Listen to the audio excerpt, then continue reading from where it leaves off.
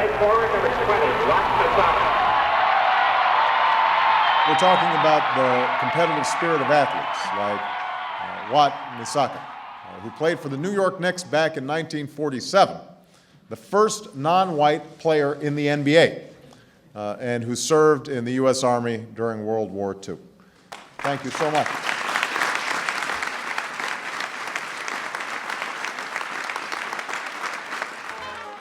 The lad who went over biggest with fans isn't hard to name. Wat Misaka, the courageous little spark plug who played his heart out every minute. When he left the floor, he got the loudest, most heartfelt ovation ever heard in the fieldhouse. Everyone in the place got to his feet and paid resounding tribute to little Wat, who has more guts than I, along with thousands of others, have ever seen. The people went wild. You know, I don't know what it was like, but, you know, even for the University of Utah, to have this Japanese basketball player out there as one of their stars must have been an unusual sight. You know, I mean, basketball for the most part back then was a white man's game. And although, you know, you had African Americans and other people playing in other leagues, but basically it was a white man's game. And here you had this little Japanese guy running around, and he's kind of like the star of the team. Try to find a shooting guard is easy. Everybody shoots the ball. But to be able to handle it and distribute it and be a coach on the court is difficult. He was consummate. He was the idol. He was perfection. Despite everything that was going on between the war, between the United States and Japan, and everything that was going on here with the incarceration of Japanese Americans, there's a story of this man out there playing basketball. You know, he wasn't just playing for himself. He wasn't just playing for the University of Utah. You know, he was playing for an entire community that was behind barbed wire for 4 years of their life. Well, I think everybody was really proud. To go to Madison Square Garden was just unbelievable. When we were there, when nothing to look forward to, for us, Nisei, it was great to have him as our hero. A one-hander by Wat Misaka slipped the Utes into the lead again, much to the delight of the crowd, which was cheering for the underdog. Misaka, an excellent retriever despite his size, became the outstanding defensive player on the floor.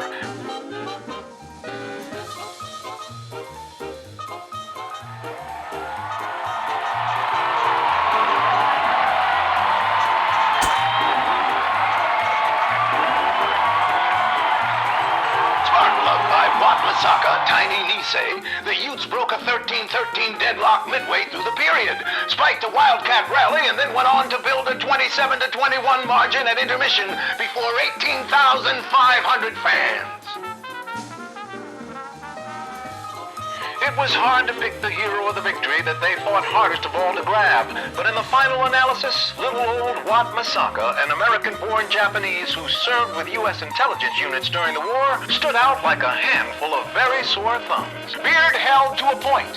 Ralph Beard was held to a mere point by Misaka. They say Kentucky goes as Beard goes. Last night, he just didn't go.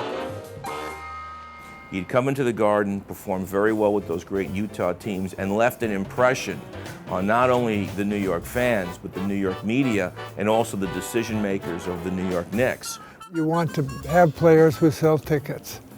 And there isn't any question in my mind that when they drafted him, they thought that this is somebody that's a favorite of the fans in New York, that he'll sell tickets for us, and that he'll play defense. The New York fans were rooting for Wat. And that was the reality of what happened during what I call extremely tense racial time. But the New Yorkers, or sport, will overcome racial prejudice. He was not only drafted by the New York Knickerbockers, he was drafted in the first round. It was pretty amazing to know that like Wat is pretty much like Jackie Robinson in baseball, kind of like that.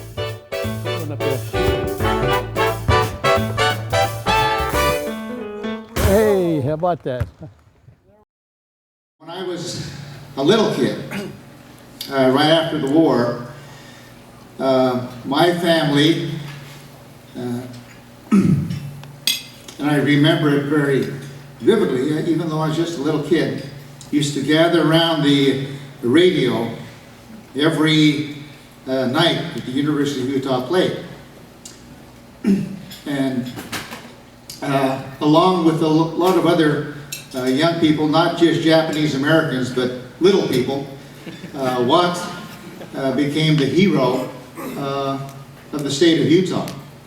And that expertise that he had on the floor also went into his character as a human being. I've come to know Wat very well over the years. We used to golf together at least once a week when my wife and I lived back in Utah. And he's a great golfer. Some of us, well, you don't know that he's also a Hall of Fame bowler. So you give him something round, Wat excels. But we're very honored tonight, and it's a great personal privilege for me to salute Wat Misaka for his exemplary talents, but more so the character that he has displayed throughout his life. He's a humble person. When we talked about giving him this award, he just was very reluctant until I just twisted his arm and his wife's arm hard enough to have him come here to Washington, D.C. again. So we're very pleased and honored to have Wat with us. He's an inspiration to not just that generation, but as young people today find out about what Wat did, he's an inspiration to many. So Wat, thank you for being here.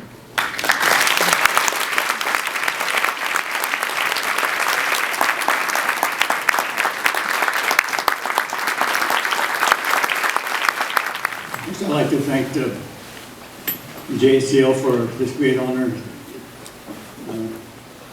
As Floyd said, I kind of tried to talk him out of it. What I did happened so long ago that there are really not too many people that would be interested. But he persevered and told me that the younger people, even more so than the old guys, would like to hear you say something. So I decided I could come, and thanks to Floyd. I'd also like to thank Bruce. I think that I played a long time ago, and Bruce and his wife Christine didn't know me from Adam 2 years ago, but they decided that they'd like to retell this story of not a basketball player, but of a Japanese American that happened to be with a bunch of Caucasians and showed the world and showed the Americans that we were just the same. And I'd like to thank Bruce. He's here tonight. I'd like to thank him for doing this film and telling this story the way it should be told, I guess, and the way that most people would see the efforts of Niseis and Sanseis and Yonseis now. And so thank you, Bruce, for coming.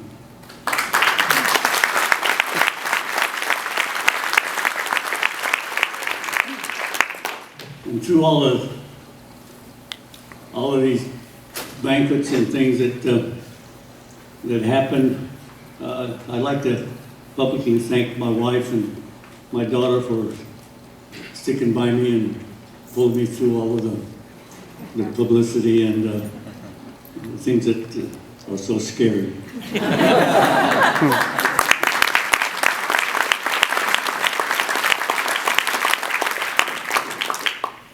But I want to thank the JACL and the other groups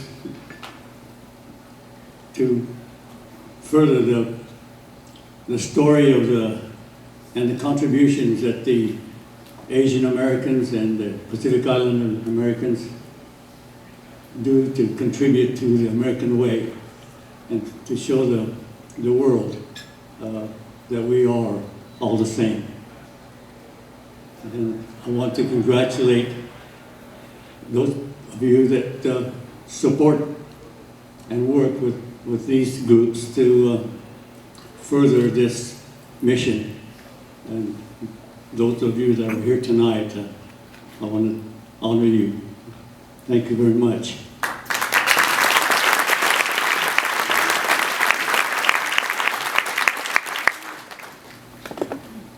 Floyd and Irene have been my friends for a long time, and I know that they're due to retire. And I also know that the people in the organization would dearly like to have them stay on. But from my selfish point of view, I'll be glad to have him come and play golf with me again.